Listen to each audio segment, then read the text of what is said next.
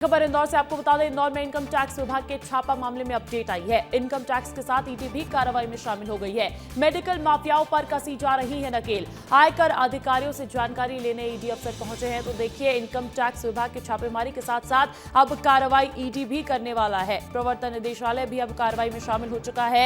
ये मेडिकल माफियाओं पर नकेल कसने का लगातार सिलसिला जारी है। आयकर अधिकारियों से जानकारी लेने ईडी अफसर पहुंचे।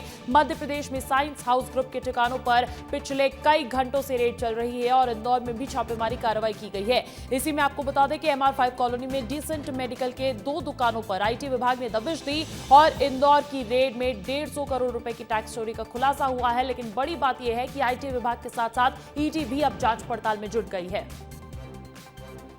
Decent Medical Equipment Systems Private Limited company पर चल रहे इनकम टैक्स के छापे में अब ईडी की भी एंट्री हो चुकी है। हम मौजूद है कंपनी के हेड ऑफिस पर। यह वीरेंद्र पाटीदार का यहाँ पर नाम नज़र आ रहा है और जो कंपनी के डायरेक्टर हैं उनका नाम अमन पाटीदार है। तो यह विकास पाटीदार है। यह विकास पाटीदार का ही प्रॉपर्टी हो सकती है। ऊपर उनका निवास भी है और नीचे उनका पूरा गोडाउन है। यहाँ से ही सारी सप्लाई की जाती है। तो आज चौथा दिन है जब इनकम टैक्स डिपार्टमेंट की टीम यहाँ पर मौजूद है और लगातार कार्रवाई की जा रही है। ईडी के अधिकारी यहाँ पहुँचे थे। उन्होंने आयकर विभाग के अधिकारियों से बातचीत की है और यह जानने का प्रयास किया है कि विदेश कनेक्शन किस तरह से इनका जुड़ा हुआ है। इसके अलावा यह भी जानकारी हासिल की है कि यहाँ से क्या क्या डॉक्यूमेंट्स बरामद हुए हैं, कितना कैश बरामद हुआ है, बैंक में कितने रुपए हैं और किस तरह से फर्जी बिलिंग का काम किया जाता था। तो इस कंपनी के बाहर निकले हुए ईडी अधिकारियों ने कहा है कि ये लोग खुद 10% का मुनाफा कमाते हैं। इन्वेस्टमेंट के साथ कंपनी की शुरुआत की गई थी, लेकिन आज की तारीख में कंपनी बोगस बिलिंग के माध्यम से करोड़ों रुपए कमा चुकी है, डॉक्टर्स पर करोड़ों रुपए खर्च कर रही है।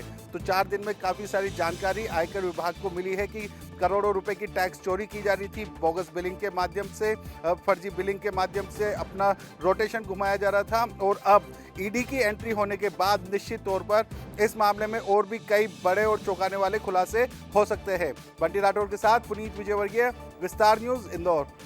इधर इंदौर के MY अस्पताल में 2 नवजात बच्चों की चूहों के काटने से हुई मौत पर कांग्रेस नेता राहुल गांधी ने केंद्र और मध्य प्रदेश की भाजपा सरकार पर तीखा हमला बोला है। उन्होंने इस घटना को शर्मनाक बताया।